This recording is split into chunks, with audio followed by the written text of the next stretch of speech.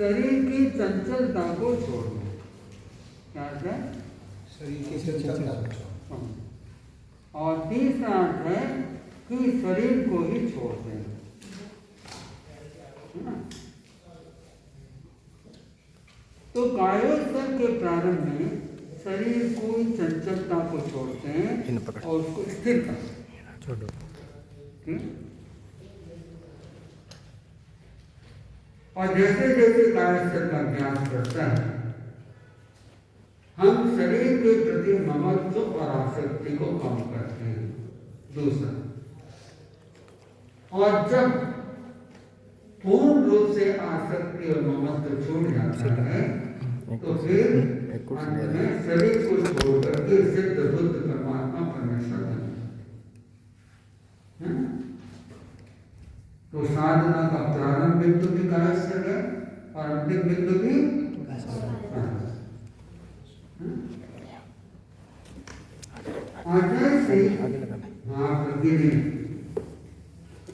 कायोत्सर्ग की 5 विधियां तैयार। कितनी विधियां? 5।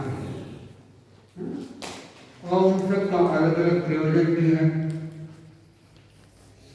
उन विधियों का अलग अलग प्रयोजन। तो जिनको शारीरिक समस्या, शारीरिक कायोत्सर्ग करना है तो वो शरीर को तनाव दे।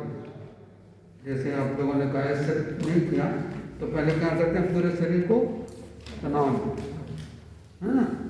तनाव देके और फिर वापस वो धीरा। लेकिन ये ताड़ासन नहीं है। ताड़ासन अलग है, कायोत्सर्ग में जो करते हैं वो अलग। इसमें आपको धीरे धीरे, जैसे ये हाथ आप लॉक करेंगे और लॉक करके धीरे धीरे हाथ को ऊपर उठाएं, अपने हाथों को धीरे धीरे ऊपर उठाएं और हाथों में जो तनाव आ रहा है उसको महसूस करें।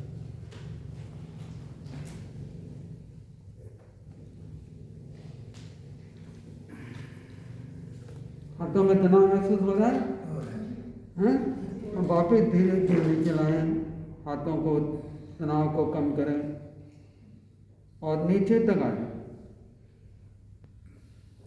अब धीरे धीरे धीरे धीरे आंखें को ढीला छोड़। अब हल्के तनाव के दूर हुआ मानो हो रहा है। अब वापस तनाव दो, हाथों में लॉक करो, धीरे धीरे ऊपर उठाओ, पूरा ऊपर उठाओ और तनाव दो हाथों में और ऊपर तक हाथ। तनाव महसूस हो रहा है हाथ में, खिंचाव महसूस हो रहा है। अब वापस ढीला छोड़ो धीरे धीरे और नीचे लाओ। अब खिंचाव दूर हुआ। ये तनाव और शिथिलता, इन दोनों में अंतर महसूस करना। केवल ताड़ासन करेंगे, ऐसे करके ऊपर कर देंगे और फिर नीचे लेकर आ जाएंगे, आपने अनुभव तो कुछ किया ही नहीं।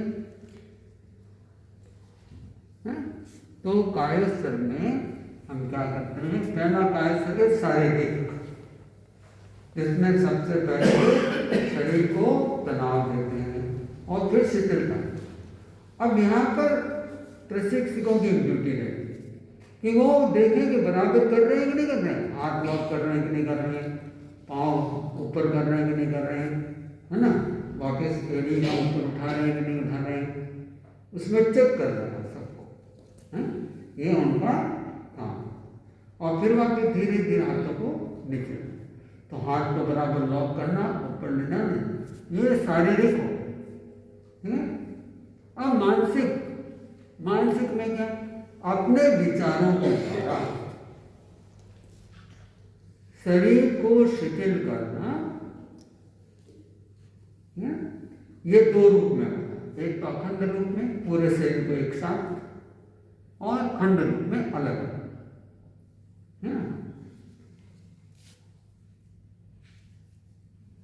तो अखंड रूप में करते हैं तो एक बार क्या करते हैं कि जब कोई घर में कोई बड़ी बिजली का काम करना हो, रिपेयर करना हो, तो क्या करते हैं, मेन स्विच ऑफ कर देते हैं। करते नहीं करते हैं? तो सबसे पहले मेन स्विच ऑफ कर देना। तो पूरे शरीर को एक साथ शिथिलता का सुझाव दिया। पूरा शरीर रुई की भांति हल्का हो रहा है और भारी हो रहा है ना।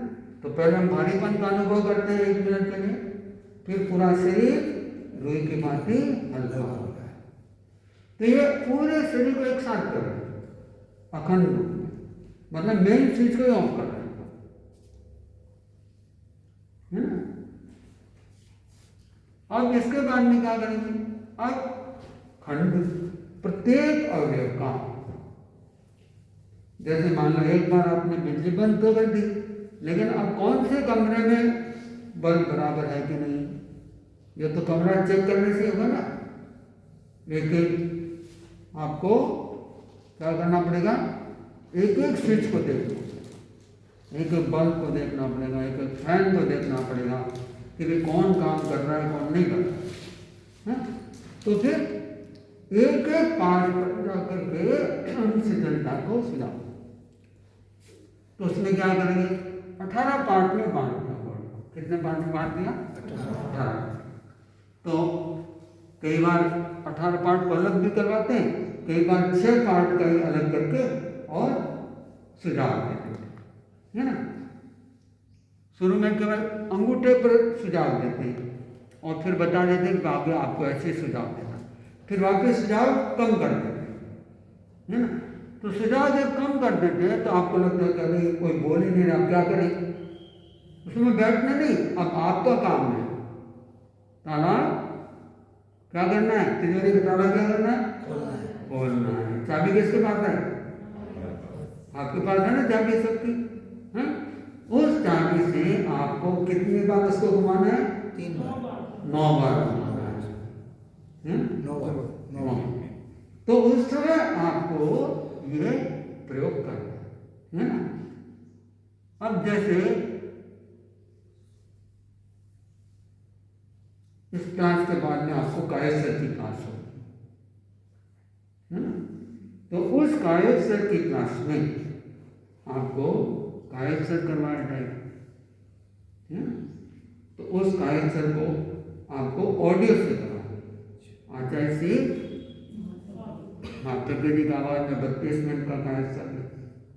उसके बाद में वापस आपको कायोत्सर्ग करवाएंगे, वो आपको 42 मिनट का कायोत्सर्ग करवाएंगे, दोनों ऑडियो से होगा। क्यों ऑडियो से कराएंगे? क्योंकि फिर आपको घर पर कंटिन्यू करना है, तो फिर आपको ऑडियो से घर पर कंटिन्यू कर सकते हैं, ठीक है। तो आप अगर केवल कायोत्सर्ग बोलेंगे यूट्यूब में जाकर के तो आचार्य श्री मातृज्ञ का भी आ जाता है और अध्यात्म साधना का केंद्र का भी 42 मिनट का कायोत्सर्ग आ जाता है। बस उसको आप शेयर कर लो, रोज सुन के उसको आपको प्रैक्टिस करें। तो यहाँ भी उस पर प्रैक्टिस करें, है ना। और 1-2 बार आप प्रशिक्षण करवाएंगे अपने। तो ये खंड कायोत्सर्ग, अभी जो खंड का मतलब 18 पार्ट, एक एक पार्ट को आपको शिथिल करना है। इसलिए करना है कि सबको चेक करना कहीं तनाव तो नहीं रह गया। तो पूरे शरीर का एक एक पार्ट, एक एक मांसपेशी, स्नायु, कोशिका, आपको बताया ना वो पिक्चर में कि अंदर में कितने सारे पार्ट हैं। तो अब ऊपर चमड़ी है, चमड़ी के नीचे मांस है, मांस के नीचे हड्डियाँ हैं, हड्डियों में फिर वो सबके अंदर क्या है? खून की नलियाँ बह रही हैं, नसें हैं, है ना। उन सब के अंदर गहराई में जा करके अनुभव करके शिथिल शिथिल शिथिल से जाते हैं, तो एकदम धीरे धीरे सारा तनाव निकलता है। फिर भावात्मक कायोत्सर्ग। भावात्मक कायोत्सर्ग का मतलब क्या हुआ कि हमारे अंदर जो क्रोध, मान, माया, लोभ, ईर्ष्या, निराशा, हताशा, डिप्रेशन, अवसाद, जितने भी अंदर भरे पड़े भीतर, उन सबको पकड़ना। वो कैसे निकलते हैं कि हमारे शरीर के चारों एक आवामंडल होता है। क्या होता है? और जैसे भाव होते हैं वैसे रंग आ जाते हैं इसमें। कोई काला, कोई नीला, कोई पीला, कोई हरा, ऐसे कोई ब्राउन कलर, अलग अलग रंग आते हैं। ये रंगों के कारण से एकदम आवामंडल आपका रंगीन हो जाता है चारों तरफ। और इस आभा मंडल को हम क्या करेंगे कि सारे रंग को हमें क्या करना है, शांत करना है। शांत करना है तो हम अब ये सूक्ष्म शरीर में चलेंगे, हम इस शरीर में चलेंगे सूक्ष्म शरीर। तो अब इसको चारों ओर से आपको सफेद करना है। मान लो कोई बहुत चित्र बड़ा बना हुआ है और उसको आपको मिटाना है तो क्या करेंगे उसको, हैं? बस इस पर ब्लैक मार देते, क्या कर देते हैं, पूरा ब्लैक कर देते। और नया चित्र बनाना है तो फिर वापस उसको व्हाइट वॉश कर देते, फिर उसके ऊपर पेंटिंग कर देते, है ना।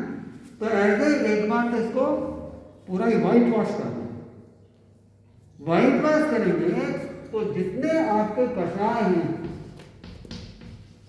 वो सब उपशांत हो जाएंगे। क्या हो जाएंगे, उपशांत। कषाय एकदम शांत हो, व्हाइट जैसे करेंगे उपशांत। और करेंगे कैसे भाई, तो अब आप देखो कि जब आप यहाँ से राइट लेग से शिथिल करना चालू करो, पहले राइट लेग शिथिल करोगे, फिर लेफ्ट, फिर वापस पूरा पार्ट ये बीच का, फिर राइट लेफ्ट, ऐसे करते करते इधर यहाँ तक पहुँच जाओगे। कहाँ पहुँच जाओगे, सिर तक आ जाओगे। जब आप सिर तक आ जाओ तब आप ऐसा कल्पना करना है हम शरीर से बाहर आ गए, 2 मीटर पीछे आ गए और आकर के ऐसे खड़े हो गए।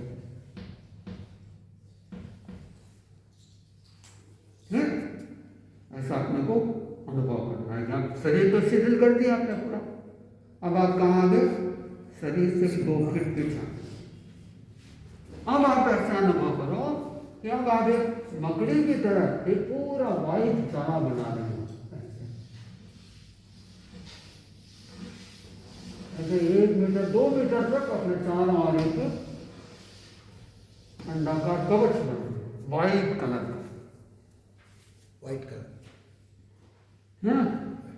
जैसे पेंट देता ना, व्हाइट पेंट लेकर के जैसे अपने चारों ओर घूमते घूमते ऐसे कल्पना करो कि एक एक तार शरीर के चारों ओर बनता है और पूरे शरीर के चारों ओर व्हाइट प्रकाश, शरीर के चारों तरफ है ना, शरीर के चारों तरफ व्हाइट प्रकाश में एक बनता है, कवच सा बनता है अंडाकार, है। वो कवच आपका एकदम आभा मंडल जैसा हो जाएगा। ये जब हो जाएगा तब आपको कषाय एकदम शांत हो जाएगा, है ना। एक आयतन में आपको स्वयं को करना है। उस समय इंस्ट्रक्शन आपको मिलेगा कि अब आप अपने शरीर के चारों ओर श्वेत रंग के प्रवाह का अनुभव करें, है ना। तब आपको ये प्रक्रिया चालू करनी है ना। और इस प्रक्रिया के द्वारा जब शरीर के चारों ओर श्वेत प्रकाश का कवच बनाएंगे, है ना, तो आपके अंदर एकदम गहरी शांति है, गहरी शांति का है। और इसको टाइम लगेगा। जैसे मान लो आज ही कर दिया था तो आज ही नहीं हुआ, आपको हो सकता है कि 5 से 6 दिन थोड़ा थोड़ा पकड़ना लग जाएगा। ये 3 तक तो आराम से पहुंच जाएंगे। आज 3 तक तो हर व्यक्ति अनुभव कर सकता है, पहले कायस्थ में दूसरे कायस्थ, और इसको पहुंचने में आपको 5-6 दिन लगेंगे। पुराने साल तो हो सकता 2 दिन में पकड़ वापस। अब इसके बाद आपको क्या करना है, अब आध्यात्मिक कार्योत्सव करना है। आध्यात्मिक कार्योत्सव का बाधक तत्व क्या है, अज्ञान। क्या है, अज्ञान। अज्ञान, जिसको मिथ्यात्व कह सकते हैं, अविद्या भी है ना। अज्ञान का मतलब ज्ञान का अभाव, किसका, सही ज्ञान का अभाव। हम आत्मा और शरीर को अब तक एक ही अनुभव कर रहे हैं। क्या कर रहे हैं, एक अनुभव कर रहे हैं। मानते तो हैं कि आत्मा और शरीर अलग अलग है, लेकिन जानते हैं, जिन्होंने अनुभव किया वो जानते भी, जिन्होंने नहीं किया जानते नहीं, मान लो आपको कोई नई मिठाई का नाम बताएं। आजकल एक रामफल आने लग गया, रामफल आता है आता है। हैं? और 3-4 साल पहले मैंने नाम ही नहीं सुना था उसका, रामफल का। सबसे पहले उधर जसोल में उसका नाम सुना, रामफल। मैंने कहा कि सीताफल का तो नाम सुना ही, रामफल और नाम और अगर रामफल नहीं खाया हुआ हो तो उसको कोई स्वाद ही मालूम ही नहीं। तो ऐसे ही जब तक हम अनुभव नहीं करेंगे हमें ज्ञान नहीं हो सकता कि आत्मा और शरीर अलग है ना। तो ये आपको क्या करना है, अब आपको इधर घूमना छोड़कर के यहाँ खड़े होकर ना, बस खड़े होकर है, खड़े होकर के आपको ये देखना है कि देखने वाला अलग है और दिखने वाला अलग है। देखने वाला कौन है ना, और दिखने वाला शरीर। आत्मा शरीर को देख रही है। देखने वाला है आत्मा और दिखने वाला क्या है, शरीर, है ना। इसका मतलब हो गया कि मैं दृष्टा हूँ और शरीर दृश्य है। मैं देखने वाला हूँ, शरीर दिखने वाला है। आत्मा दृष्टा है, शरीर दृश्य है ना। तो आत्मा भिन्न है, शरीर भिन्न है, है ना। तो इस चीज को हमें पकड़ना और फिर इसको पकड़ेंगे तो फिर मैं आत्मा हूँ, शरीर। इसको दूर से देखने वाली। हाँ बस थोड़ा बस 1 मीटर जैसे उस समय आपने ऐसा अनुभव। लेकिन ये अभी नहीं होगा, 2-4 में नहीं होगा, फिर लास्ट जाते जाते हल्का सा पकड़ में आए। जैसे वो आपने राउंड बताया ना, उससे पहले भी हम ऐसा अनुभव करेंगे कि थोड़ा हम पीछे हाँ ऐसे अनुभव करेंगे। हाँ। लेकिन बॉडी के अराउंड वैसे होगा। हाँ। ओके, ठीक है ना। तो जैसे जैसे आप आगे बढ़ेंगे ये चीज आपको स्पष्ट होती जाती है और जैसे जैसे आप प्रयास करेंगे ये आपका क्रम आगे बढ़ता चला जाए। तो मुख्य प्रयोजन है शारीरिक, मानसिक, भावनात्मक, आध्यात्मिक। और इसमें हम शारीरिक तनाव को दूर करते हैं, इसमें मानसिक तनाव को दूर करते हैं और इसमें हम भावात्मक और कसाय को बंद करते हैं, इसमें अज्ञान को दूर। तो हमारी साधना के मूल 4 विघ्न। बस आप साधना करने आगे बढ़ो तो आपको 4 समस्याओं से लड़ना है और पूरी जो साधना है वो एक लड़ाई है। क्या है? लड़ाई, एक युद्ध है। और वो युद्ध किससे लड़ना है? किससे लड़ना है? अपने आप से लड़ना है। किससे लड़ना है? अपने आप से लड़ना है। और उस युद्ध में 4 बड़े आपके पहलवान खड़े हैं सामने। पहला पहलवान है नींद।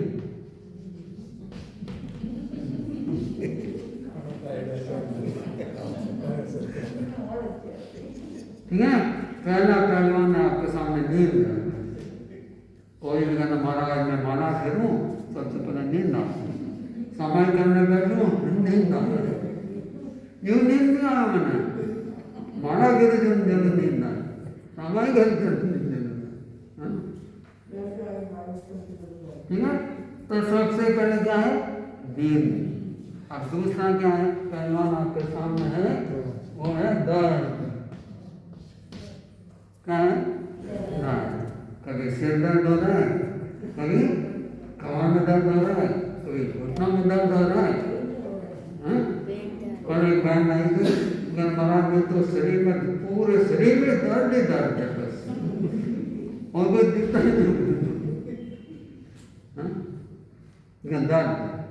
और साधना में भी जब बैठते हैं तो थोड़ी देर बाद में पैर में दर्द चालू हो जाता है, लगता है इसको उठाओ, फिर इसको पटको, इसको उठाओ, इसको पटको। तो ये दर्द है। और तीसरा है आपका विचार।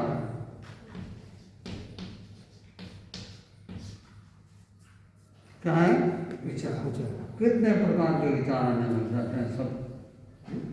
कहते महाराज यूँ तो आते नहीं, जब माला फेरते हैं तब जरूर आते हैं, तभी विचार आने लग जाते हैं। और चौथा है आपके संवेद कसाय। ये चार ही पहलू हैं जिनसे आपको युद्ध करना है। तो साधना का प्रारंभ तो बहुत अच्छा है, बहुत अच्छा लगता है, लेकिन जैसे ही आगे बढ़ते हैं तो ये पहलवान सब आपका रास्ता रोकेंगे और फिर आप आगे नहीं बढ़ने देंगे। उसी में आपको जीतना है, उसी में आपको आगे बढ़ना है। और आप मान के चलो कि ये आपको अंतिम समय तक आपके सामने खड़े रहेंगे, लेकिन धीरे धीरे धीरे धीरे आपको इनको जीतना है। और इनको जीतेंगे तभी साधना में आगे बढ़ना है। अगर इनको नहीं जीतेंगे तो फिर साधना वाधना सब छूट जाए।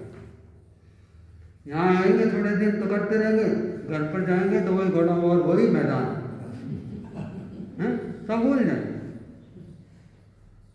लेकिन ऐसा नहीं करना है, आपको कंटिन्यूस साधना में लगे रहना है। तो जितनी भी पद्धतियाँ हैं सब पद्धतियाँ अच्छी हैं, लेकिन जब चालू करते हैं तब ये समस्या आती है तो फिर सब साधे घबरा जाते हैं, कुछ करते हैं कुछ छोड़ देते हैं, कुछ मार्गदर्शन लेते रहते हैं तो आगे भी बढ़ते हैं। तो इसी प्रकार इस साधना में भी आप जब कायस्थ से करेंगे तो सबसे पहले आपको नींद चाहिए। जैसे ही थोड़ा शिथिल हुआ नींद चालू है, फिर आपको दर्द दिखेगा, कहीं अकड़न, कहीं भारीपन, कहीं दर्द, वो दिखा। फिर मन में विचार आने लग जाएंगे, फिर मन में निराशा आ जाएगी। तो ये सब चलता है, लेकिन धीरे धीरे जैसे जैसे कायस्थ आगे बढ़ेगा तो नींद भी कम हो जाएगी, दर्द भी गायब हो जाएगा। पिछले सिर में बनाएंगे मगर मेरे सिर से लेकर पाँव तक दर्द ही दर्द रहता है शरीर। और जब अनुभव सुनाया उसने लास्ट में तो देखा हमारा मेरे पूरे शरीर में दर्द गायब हो गया, दर्द कहाँ चला गया। तो जैसे जैसे शरीर शिथिल होता है सारा दर्द निकल जाता है। तो ये कायस्थ का जो विषय है वो आपको मैंने संक्षेप में। तो ये जो चार समस्याएं हैं वो समस्या हर चीज़ के साथ जुड़ी हुई है, हर चीज़ के साथ जुड़ी हुई है। तो साधना में विशेषकर हमें इन सब से पार पाना है। और यहाँ आपको जो प्रयोग कर रहे हैं वो केवल चार ही प्रयोग अपन रिपीट कर रहे हैं, है ना। आसन,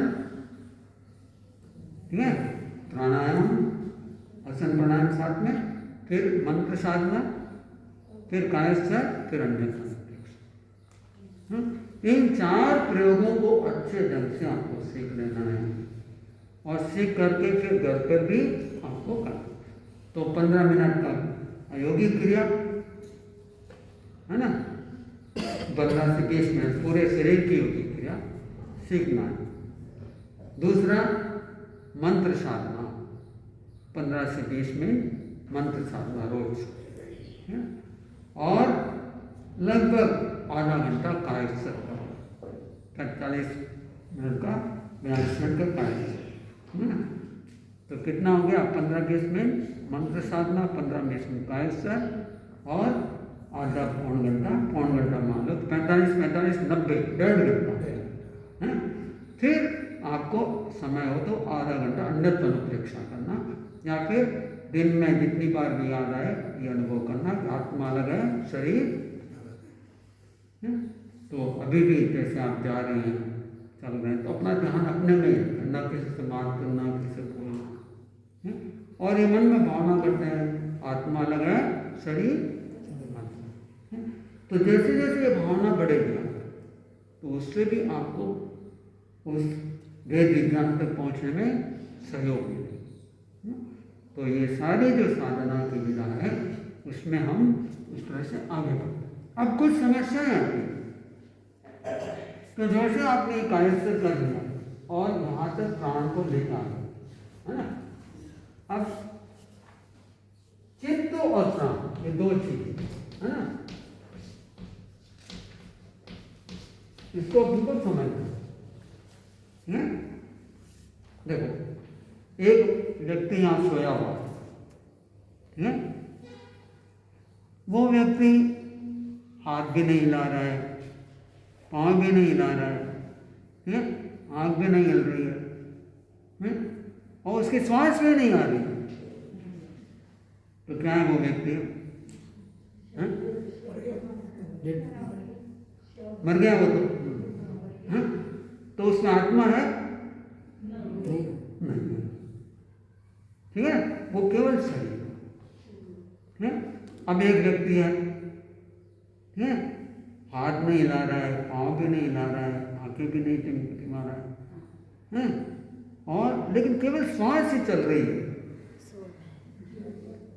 है, और खूब उसको हिलाने की कोशिश किया लेकिन वो जाग नहीं रहा। क्या हुआ वो? जीवित है, कोमा में चल। क्या हो गया? अब वो सांस चल रही है, केवल सांस चल रही है, लेकिन उसको कुछ भी ज्ञान नहीं, चेतना नहीं। कहते ना कि इसमें चेतना नहीं, सेंसलेस। हाँ, सेंसलेस मतलब चेतना नहीं, जान नहीं सकता, लेकिन सांस चल रही है, ज्ञान नहीं है, सुख दुख का उसको भान भी नहीं है, लेकिन सांस चल रही, मतलब प्राण है उसमें। क्या है? अभी भी कहते हैं जिंदा है, मरा हुआ नहीं कहते उसको, कहते हैं कि उसको मर गया है, कहते हैं अभी भी, और कोशिश करते हैं कि कैसे वापस उसकी चेतना लौट आए, है ना, मूर्छा में है, तो वो मतलब वो अचेतन अवस्था में है, सचेतन नहीं है ना, मूर्छा में, कोमा में, अचेतन अवस्था में, ठीक है। अब एक व्यक्ति है, मान लो वो सो रहा है, लेटा हुआ है, और गहरी नींद है उसको। क्या है? उसको आप आवाज भी दे रहे हैं, बच्चों को उठाते हैं ना सुबह, मुंह करते रहेंगे लेकिन उठेंगे हैं, तो गहरी नींद में होते हैं, तो वो आवाज़ उसके कान तक जाती है और अंदर तक भी नहीं जाती। फिर उसको हिलाते हैं थोड़ी देर, तब जाकर के धीरे धीरे उसकी चेतना पूरे शरीर में व्याप्त हो जाती है। तो ये जो चेतना थी नींद में क्या होगी? ये चेतना सारी मस्तिष्क में आ जाती है। कहाँ जाती है? मस्तिष्क में आ जाती है। मस्तिष्क में भी जो हमारे जो बैक लघु मस्तिष्क है उसमें आ जाती है, और ऊपर तक सूचनाएं कम जाती है। फिर तो उसको पता भी नहीं चलता, कोई हाथ लगाए तो भी नहीं पता चलता। फिर बहुत दूर हिलाते थोड़ी देर, तो फिर जाकर के वो हाँ करके धीरे धीरे चेतना आती है, और पूरा शरीर क्या हो जाता है? सक्रिय हो जाता है, चेतन हो जाता है, जागरूक, ठीक है ना। अब कोई व्यक्ति है मान लो, और वो स्वप्न देख रहा, क्या कर रहा है?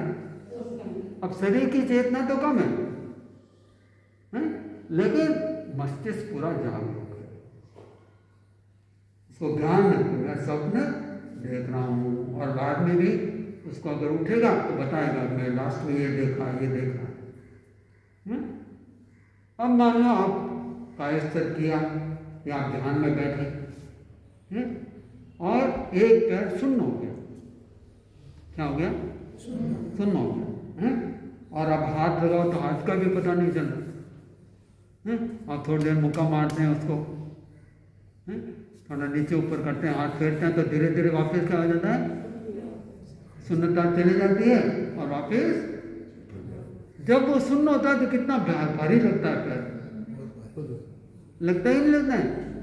आप उठा करके नीचे नहीं रख सकते उसको, लेकिन जैसे वो हल्का हुआ तो चेतना आने से भारीपन दूर हो जाता है। तो ये जो भारीपन है शरीर है, उसमें चेतना का अभाव हो जाता है, सजगता का अभाव हो जाता है। तो ऐसे ही जब हमने सारा जैसे जैसे चित्त जाएगा ऊपर, एक एक को ढीला कर शिथिल करते करते करते करते करते करते तो हमारा जो ये प्राण है वो भी ऊपर तक चला जाएगा, यहाँ तक। और फिर अगर आपके हाथ को कोई उठाए ऐसे तो हाथ पापे नीचे गिर जाए। क्यों? अब आपका कंट्रोल नहीं, प्राण नहीं, जैसे नींद में वैसे स्थितियाँ आ जाती हैं और यहाँ सारी आती हैं। अब जब वापस लौटना है उस समय आपको ध्यान देना है। जो लोग पूरी प्रक्रिया से वापस नहीं लौटते हैं तो फिर वापस सजगता भी इतनी नहीं आती, कई बार प्रॉब्लम भी हो जाती है और सिर में दर्द हो जाता है। तो आपको क्या करना है कि इसको 3 पार्ट में आपको सक्रिय करना है। तो पहले सिर के भाग को 2-4 लंबी सांस लो और सुझा दो कि पूरा भाग सक्रिय हो रहा है, सक्रिय हो रहा है, सक्रिय हो, है ना। और अनुभव करो कि पूरा भाग प्राण से सक्रिय हो गया है और एकदम उसमें चुस्ती, स्फूर्ति, उत्साह सब। वैसे इस भाग को भी करो, ऐसे भी इस भाग को करो, और फिर धीरे धीरे अंगुलियों को हिलाओ, पाँव की अंगुलियों को हिलाओ, फिर घुटनों को मोड़ो, फिर लेफ्ट उसको करवट लो, फिर धीरे धीरे बैठने के मन। एक साथ बैठना नहीं, जब भी ध्यान करो हमेशा याद रखो एक साथ उठना नहीं, ध्यान करके तुरंत एक साथ नहीं। उसके बाद अपनी पोजीशन चेंज कर लो और 1-2 बार गुरु वंदना कर लो, है ना। वंदन की मुद्रा में आ जाओ, वंदना करके फिर, तो इससे पूरा शरीर वापस क्या हो जाएगा, सक्रिय हो जाएगा। अगर सक्रिय नहीं किया बराबर तो फिर आपको कोई तकलीफ बाद में ये महसूस हो सकती है कि यहाँ कोई मेरा सिर दर्द हो रहा है, कहीं दर्द रह गया, कहीं टिक गया, इसलिए वापस सबको एक्टिव करना है, समझ गया। अब इसको, अब कुछ लोगों को इसके बाद में भी मान लो कभी कभी सिर दर्द हो जाता है कायस्थ, तो उनको फिर रिवर्स करो कायस्थ। तो अब तुम अगली बार जब कायस्थ करो या वापस एक बार 10 मिनट के लिए ऊपर से नीचे तक कायस्थ करो, इसको शिथिल करो, फिर इसको शिथिल करो, फिर इसको शिथिल करो, तो वापस जो सारी ऊर्जा है ऊपर से वो नीचे आ जाएगी, सारी ऊर्जा नीचे, है ना। तो इससे एकदम पूरा शरीर वापस शिथिल हो जाएगा और दर्द नहीं रहेगा, स्फूर्ति, ताजगी, प्रसन्नता की अनुभूति होगी। ये मोटा मोटी कायस्थ का जो प्रयोजन है वो शारीरिक तनाव को दूर करना, मानसिक को दूर करना, भावनात्मक को दूर करना, और ये सब होगा।